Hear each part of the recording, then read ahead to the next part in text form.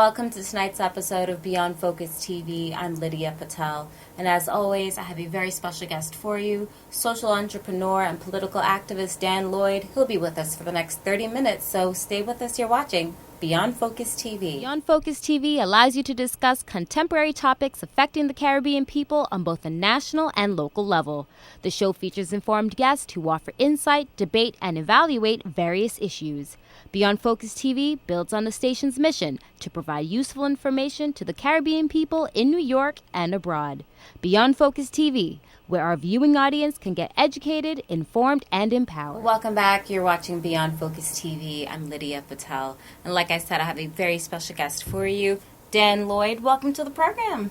Thank you, Lydia. I appreciate it. You're welcome. Yeah. Well, it's great to have people in the community who are doing great things. That's what we do at Beyond Focus. You find those movers, shakers, everyone who's doing big things. So if you're doing something big in your realm, we're going to find you, and we'll have you here tonight. So we always start off the show with my hot seat question, which is, who is? So who is Dan Lloyd? Yeah, well, first of all, I think that more importantly, really just have a passion for social impact. So coming from Long Island, there's a lot of history of segregation, racial inequities on Long Island. I'm also mixed, so I'm half black, African American, and Irish. So I come from a very unique, diverse background on Long Island, but I grew up in a predominantly black neighborhood. So that gave me a lot of different insights and perspectives on how things work. I also am extremely privileged because I grew up with a family that had access to a lot of political resources as a pastor's son and whatnot. So I saw the things that I had access to, and a lot of my friends that I grew up did not. So that's kind of like what grew the passion for me to be a social entrepreneur. Very business-minded. Obviously, I want to generate and build wealth, but I also want to do it in a way that is bringing back information and value to the community that I grew up in, and really just actually making lasting change. So truly build the block, like I like to say, build the block. Building block legacy too, though. I'm really big on when I'm no longer here. Like, what will people remember me for, and what have I accomplished? So having that background, being mixed, which has its own challenges. And we can unpack that, because being a mixed kid, whether you're mixed from the Caribbean side, doesn't matter. It's being mixed. Even sometimes I find more of your own hate comes from your own community than outside. Like, everyone trains us to think, it's going to be the others looking at you. No, you get your own, because you're never good enough for one, or you're not enough for this one, or you're too much of that. And it's like, okay, we're just in the middle. We're just us at the end of the day. Exactly. So how was that, growing up mixed, growing up on Long Island, which, when you're from Brooklyn and you move to Long Island, you're moving up. You're like, good things. Even though Long Island has its pockets of not so great parts, which is normal. But, we have that, still has that perception that, Long Island, okay, good, is family, white picket fence, great, check that box. But there's still racial inequities that are happening. There's still things that are happening. So kind of how was that experience growing up, being mixed out on Long Island? I think, again, it's what kind of shaped my mindset to what I'm doing now as an adult. It took me a long time to figure out my identity, if that makes any sense. I would say probably that's one of the biggest dilemmas for biracial, mixed kids and growing up. Like, am I acting too black? Am I acting too white? You have all these different cultural investments into your chemistry, literally, like your DNA, but also mentally. And then, obviously, like I said, Wyandanch is where I grew up in. It was a predominantly black neighborhood. So then it's more of a cultural influence as to how do you act, how do you do this, that, and the third. So it took me quite a long time to really kind of formulate who I was, regardless of race, background. Like, who is Dan Lloyd, and really being comfortable with that. And now I do think that has created a great outlier for me, because I'm able to be empathetic to a lot of different cultures, ethnicities, backgrounds, where I'm not really just focused on things racially, but more so value, and how can we see proof of progress in neighborhoods, because a lot of times in our communities where we might have representation that looks like us, the community is still not progressing. So those are things too that we have to be mindful of and make sure that we're addressing. But it's interesting, and I look at it now as a benefit being biracial. But it could be, if you don't figure out who you are. And I think when I speak to youth all the time, and we talk about civic education and civic power, that you really are not powerful until you have an understanding of who you are. How can you be? If you're constantly battling that. And I'm not saying all of us are always going to figure that out. It's something that continues to evolve as we mature and get older. But you definitely want to have an understanding and an alignment with, like, who's that person speaking to you every day, all day, 1,000 times a day. Like, know that voice in your head. That's really big. How do you instill that in younger people when you mentor younger people who, even if you're not biracial, just really knowing what it might mean to be black or brown or Hispanic? How do you kind of shape and guide that or point people in the right direction? I mean, I like to focus it on, what are some of the pain points that they may be going through already, or the celebrations. There's some youth that just because they come from a majority minority background doesn't necessarily mean that they have any pain points. But, what are the unique assets to them, good or bad? And then also, if it is bad, how do you make sure that never happens again? Like, no one wants to feel like they've been manipulated or, bullied, this, that, and the third. And that is, again, a sense of power. How do you claim that? So when we talk about civic education, how do you make sure that legislation or politics is not manipulating your family or your community? And the same thing, though, personally. You want to make sure that you have insight, information. Yeah. The best thing to have before you're taking a school test is information. Even if you didn't study, if you have information about what the test is going to be about, you can still do a pretty good job. So it's like that's key. And I think really making sure that youth of color fully understand the resources that are there for now, especially now in this moment of time where this is probably the best time to grow up as a young person of color, because the door is wide open. And we don't know how long that door is going to be wide open. But Gen Z is the most diverse generation ever in human history. And align that with the advance of technology, that could be an amazing, amazing thing, or that could be a huge negative if they don't handle it the right way. And in what way are they diverse? Just because of the time that they're coming up in, or what really kind of makes it unique for them? I think first it's the first generation that has full access to information. From those are the techie babies. Yeah, right. So from thousands of years ago, can have access to that information in seconds. They don't have to go to a library. They don't have to go to another country. They can actually access that. Two, they can connect with somebody from a different background via social media in seconds. So access to information is really what makes them the most diverse. But then also naturally, just genetically and ethnicity, they are the most diverse, because we are becoming more intermingled, especially in America. So that's just happening authentically. And again, I think perception of what's right or wrong is becoming more diverse. So more accepting to things that culturally America has not been in the past. And so I think that's a beautiful thing. Again, if we don't handle that the right way, though, especially the access to information, because one of the things that we're seeing is the lack of the ability to focus. Because there's so much. It's overload. It's an overload. So.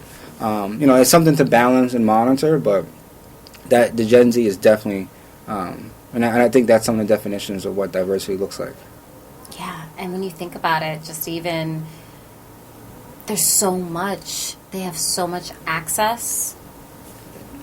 Like millennials, we were coming up, I still remember dial-up to a certain degree, we had access, but it still wasn't the level that it is now. Yeah.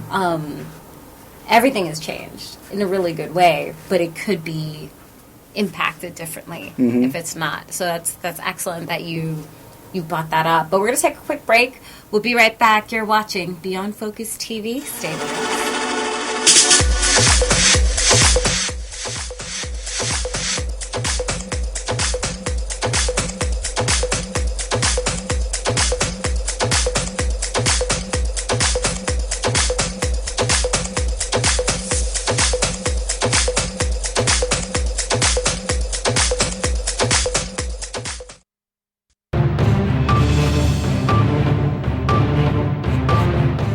Welcome back. You're watching Beyond Focus TV. So, Dan, what are some of the projects you're working on right now? So we have a regional summit coming up. It's called We Are the Future, and the focus is to bridge the gap between policy and culture. So we want to make sure that we're kind of sharing the message and the concept of policy, politics, legislation in a way that's culturally relevant. So we've been blessed to have Earn Your Leisure, which is one of the biggest financial podcasts right now in the country, as one of our guest speakers. We have Senator Jamal Bailey, New York City public advocate Jamani Williams, Gen Z activist Chelsea Miller, a lot of elected officials from Long Island. It's going to be at Hofstra University, so it's a one-day summit, 9 a.m. to 4 p.m., 5 p.m. You got to pull up. Okay. So, no, I'm serious. It's gonna be really good. It's a melting pot of different legislators, but also economic development leaders, workforce leaders. It's a career fair at the same time, so we're going to have a lot of students. We have 1,000 students registered already that are going to be attending, and they're going to see like different career opportunities and kind of have like interactive vendor exhibitions for different things. So that's the main focus right now. That is great. Yeah. What was your vision behind putting this all together? To build, when you're saying bridge that gap, Mm-hmm. you know, what really in your mind was like, this needs to happen? That reflects our mission. So our mission is to help young people of color access jobs, build wealth, and become civically engaged. We started Minority Millennials 5 years ago now. And I'm a political junkie, so it's like something that I like. Like I watch CNN, MSNBC, and just in general, like just political, and listen to political podcasts. But a lot of my colleagues and my friends weren't naturally like intrigued or interested into it. So when I was talking about real economic development initiatives in my community, it was a $500 million housing development project, and no one knew who was the developer, or not even that, like what procurement opportunities there were. So that's when I was like, all right, so how can I kind of explain the financial Because there's opportunities. Opportunities of being civically engaged. And a lot of the people that were claiming to, you know, get positive impact by these developments are the culture, if you want to define it as. But they have no insight as to what's happening. So how do we bridge that gap between policy and culture? How do we make sure that the people and the community residents that are supposed to be benefiting from these developments and projects are actually benefiting? And not only that, getting more equity and taking advantage of these projects in the future. So I think we've been doing a really good job, and now this is why we've been able to pull off this type of regional event, because we've been doing a lot of grassroots organizing and you know, staying true to our mission, so to say. And with a lot of these developments, I mean, you saw that, I'm not as versed on Long Island as I am in Brooklyn, but I've seen developments happen. What happens when you know, these amazing buildings, luxury buildings, they'll pop on a Flatbush, they pop them into the hood. Mm-hmm. They sprinkle them in, but they're not really that accessible, even though they're supposed to be a certain percentage that might be for the people or for X amount, you know, rent stabilized or whatever. It's always a challenge. Yeah.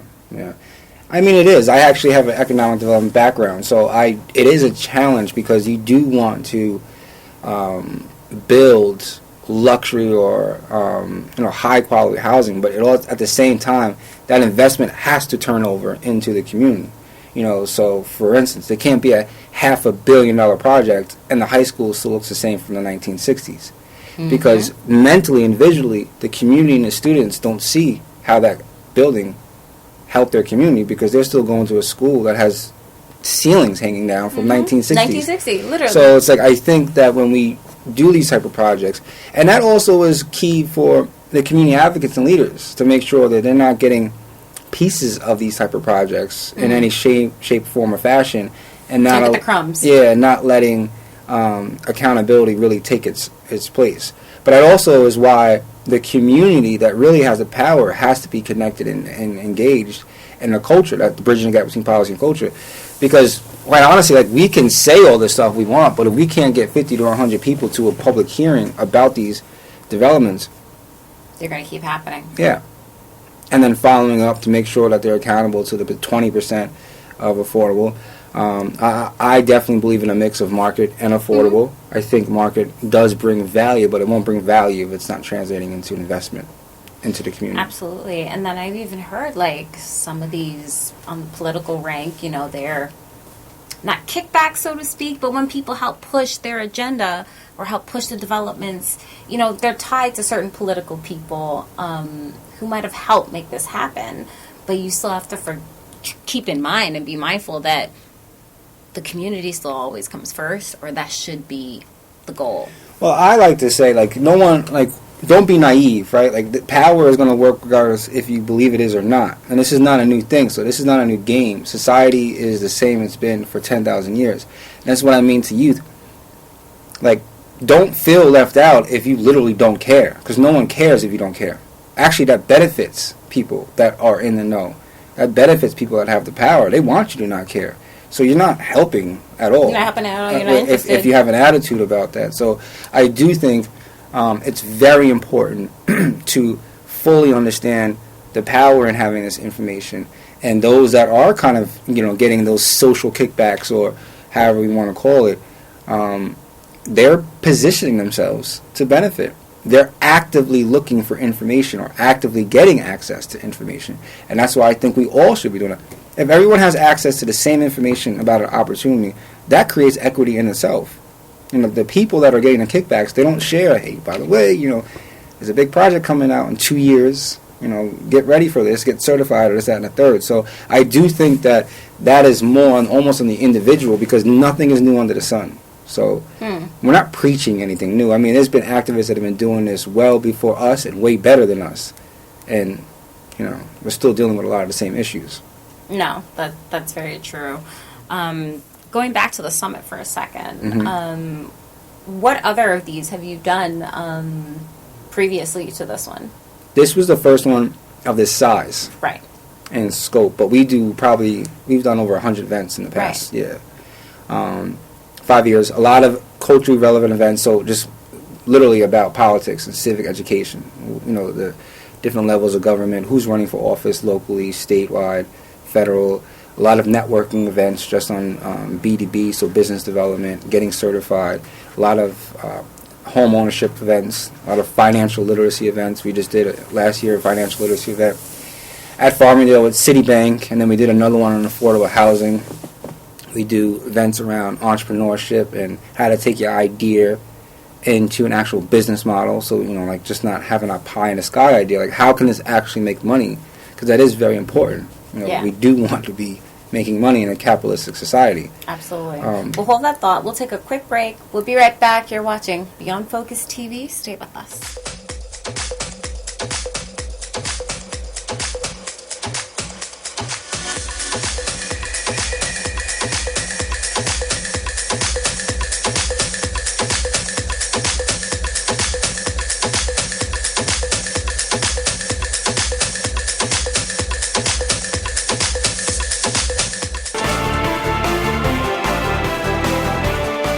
Welcome back. You're watching Beyond Focus TV. So, Dan, we were saying, right before we took the break, that it really does come down to making money, being capitalistic. You want to really get your piece of the pie. Mm-hmm. So how can you guys actually help, and what advice do you have for those who, up and coming, or even older people who have already been around, but how can we best, just get more access to political information and really bridge that gap through you guys? Well, definitely follow us on social media. We're always putting content around basic policy concepts, and what do these things stand for? What do they mean? Who's running for office? How will that impact you or your community? What that potential legislator may vote for that can change the scope or the landscape of your business idea or what you're trying to accomplish. A lot of times we don't realize that why these people can be so powerful is they can abstain or vote on something that can literally change the fabric of how a cycle or something works. So that is part of our democracy or our republic, right? That's the whole point of it, to keep it in checks and balances. But following us on Minority Millennials on social media, it's on everything, it's the same thing. And also just utilizing the access to information to kind of educate yourself. So maybe if you're into certain information or sports, like just really start Googling what policies are coming out and what policies have impacted your direct community. And I think you'll start learning. You will. I don't think if somebody starts kind of like Googling information about their community, they're going to start getting a lot of access to what's actually happening. And actually very quickly, because this happened to me, once you start getting plugged in and you start going to a couple of these community events, your life will change in 6 months. And I mean that, like literally 6 months. And I challenge anybody all the time. Go to 3 or 4 public hearings. Go to 3 or 4 and be committed to that, because that by that 6th time you go, somebody's going to come up to you and ask you, hey, what are you interested in? What do you do? Where are you from? Would you like to go to this? Would you like to get involved with the party? You should think about running one day. Like, see, these are all the questions that start naturally coming up because they see somebody is engaged. And that's where the power lays. So I would say definitely, obviously, basic information on Google searches, but start going, and you can find these events on your on the internet. So, no, that's great. And I always find it so mind-boggling that the amount of people who really don't understand the basic levels of government, like you were saying, foundational, like what does a council, city council do? What does this do? You know, everyone knows, okay, president, vice president, fine. But what does each branch really do? I think it's come a long way. But you'd still be surprised how many people are just kind of in the dark with this. Yeah. I mean, this is not the greatest example, but depending on who I'm talking to sometimes, because when we speak to youth, and like, and if, like, there was a couple of times I was speaking to a youth build organization, the kids were getting, like, in a recidivism, so constantly getting locked up in a drug. In and out. And we were talking about, and like, well, I don't care, like, my vote doesn't matter, this, that, and the third. I said, really? Do you understand how the district attorney gets elected? Who are the public.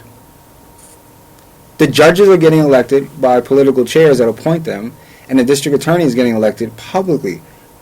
What do you think would change if you had individuals from your community that maybe were more empathetic to why, you know, you're doing these things? You know, I'm not making excuses for anybody, but that literally is a direct impact on the judicial system. And out on Long Island, I mean, Brooklyn, we had the same DA for 24 years. Yeah. That's a long time. And during that time, a lot of people, you know, I think if you have certain things reflecting, like you said, from the community, it could be a little bit different than things that we may have been previously used to. But I think with knowledge, you know, come time and everything, we saw how things have evolved. Yeah. How is that current state of things overall on Long Island with that? It's interesting. You know, on Long Island, I think the term community has kind of become a source of identity without the work. So I am a little concerned about that.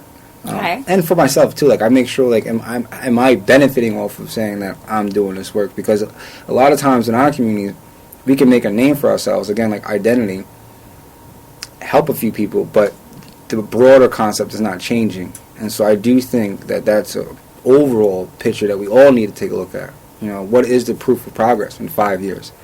You know, in my community, I think we have like over 300 not-for-profits and over 300 churches. It's 5 miles radius, wide edge. Wow. So, and it's one of the most impoverished, underserved communities on Long Island. You know, at that point, you have to start really taking a look at what's happening, you know, and what work are we saying that we're doing. And that's constantly like how I look at myself, and also that we shouldn't be in these positions for much long too. Like, I have a Gen Z coordinator now, so that's 16 years old, a junior. Like, we should start building up people that we're not staying in these positions of influence for 15, 20 years, where that becomes a complacency model for income and for relationships and this, that, and the third. So, exactly. Yeah. Absolutely, and that's good. You know, you have those coming up because you could always learn something, and it's good to have somebody that train the next one. Let them always be getting that information and access to that. What is the website? I know we talked about the social media, but how could everyone check it out online? Yeah, www.minorityMillennials.org, and that is 2 N's in millennials, so MILLENNIALS.org. Okay. That's amazing. Glad you spelled it out. I always get that wrong. Always. Yeah. Always. Yeah. Like, it's going to be one of those that it's going to be a little bit challenging. And overall, you'll see info on the website, how to get engaged, but social media would be the best for all the day-to-day, right? Yeah, definitely. Absolutely. Yep. No, that's amazing. So we're excited. Tickets for the event. Give us some more details on that. Yeah, right now we actually have early bird available. So for young professionals, that's $75 for the full day, and that's including breakfast and lunch. And then access to all different elected officials from across the state, and also other creatives, you know, like really being able to network and build with individuals. And we have a corporate price and then also a not-for-profit price. So it's a little more expensive. But I would say for any young professionals that want to go, high school students are free.